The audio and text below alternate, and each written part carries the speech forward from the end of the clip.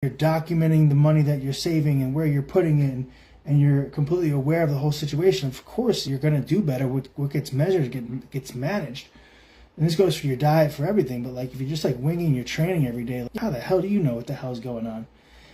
And then that kind of segues me into the third thing with the whole muscle confusing and people changing workouts, so of course, like I said, if you do the same thing forever, you're not going to make progress. Your body's going to get used to it. But that also doesn't mean that you switch it every freaking workout, that you change every week.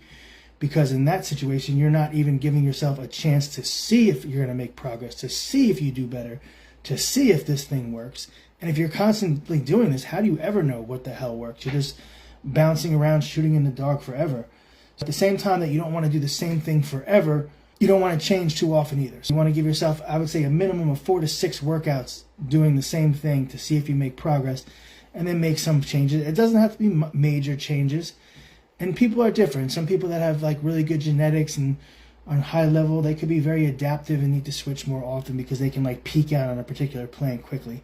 A beginner can go a little further on a particular plan because they could probably take a little longer to reach their potential, which is fine. With repetition, you improve and get better.